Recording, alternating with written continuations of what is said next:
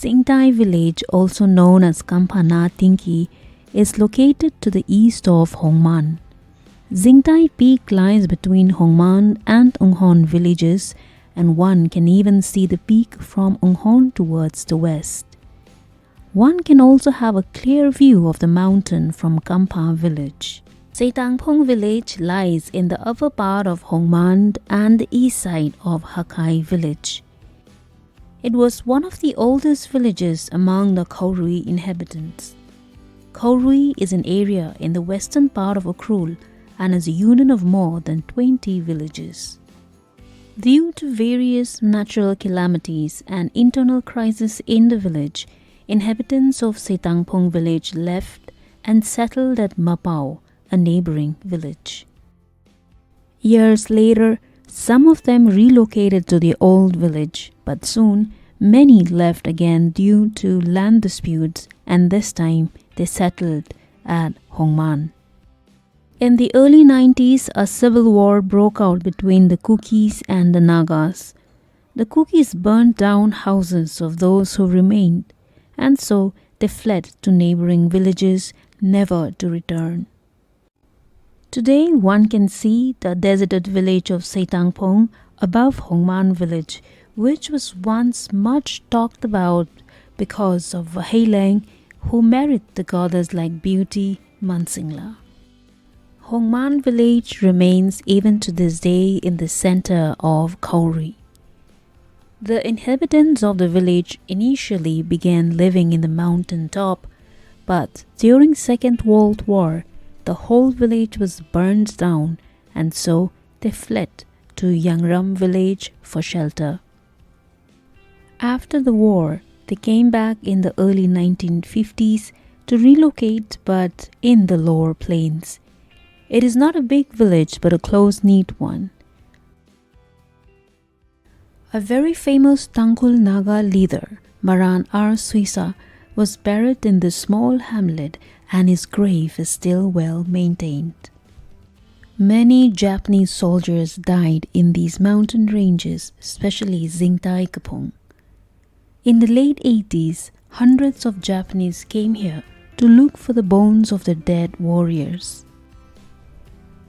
Neighboring villagers still remember how they were crying while digging up hundreds of skulls of their comrades and families.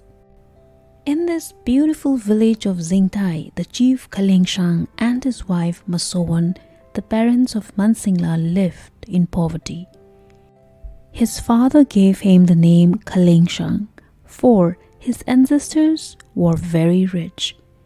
In spite of the inheritance, he was a poor man. His fortune declined soon after the death of his father.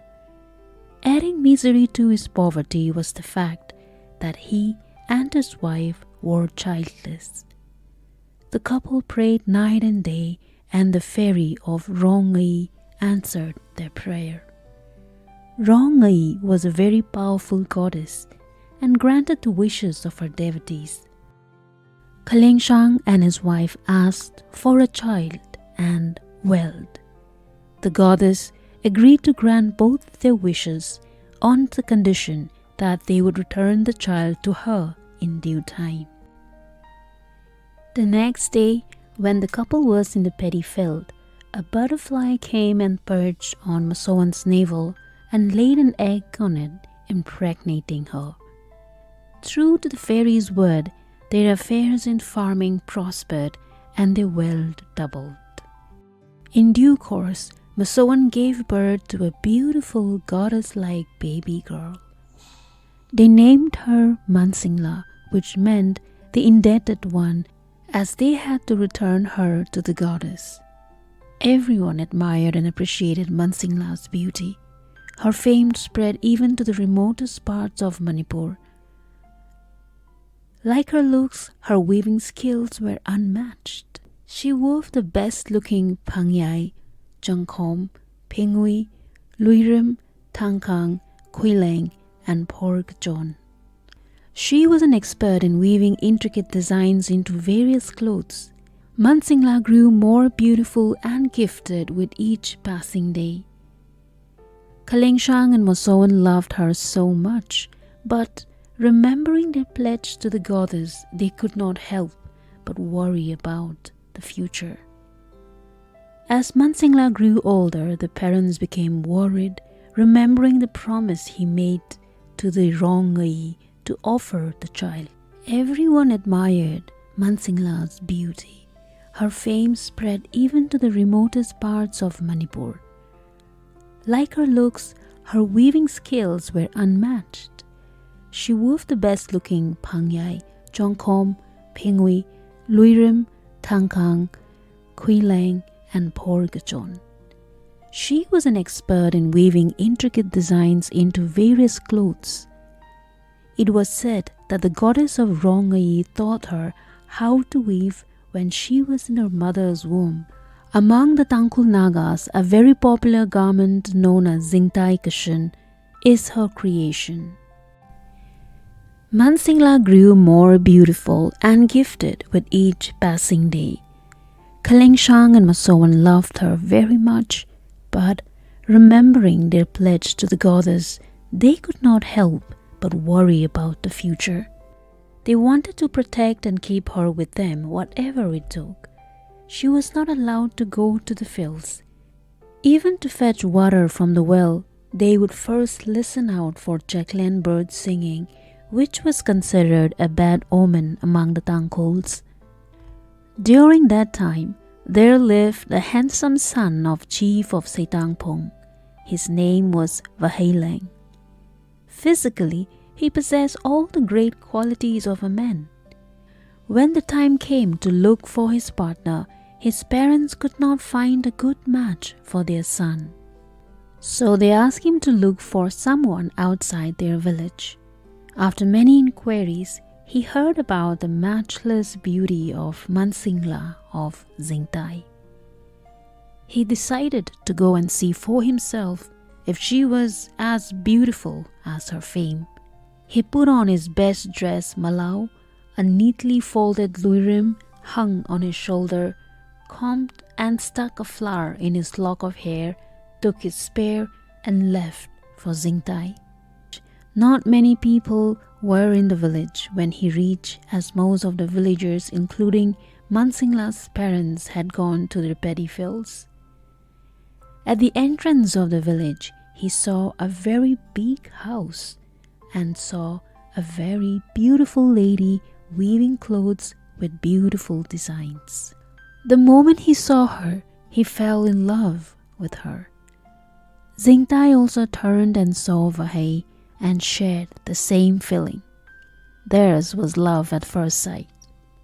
"Won't you go to the fields today?" asked Vāhei. "No, Ame, I'll stay home and weave.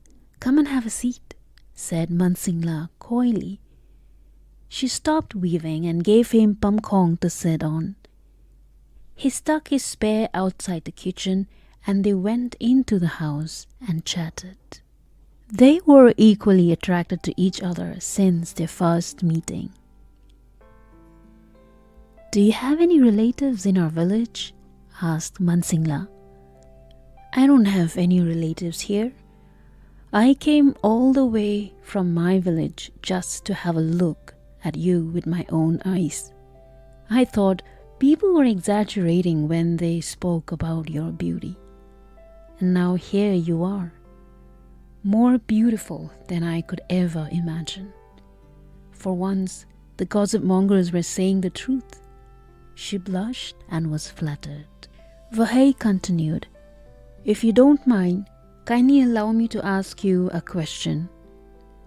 Have you already found a partner? Or is there anyone whom your parents have chosen for you?" Mansingla replied, "Ame, what more could we expect if people like you are interested in us? We have also heard people talking about how handsome you are.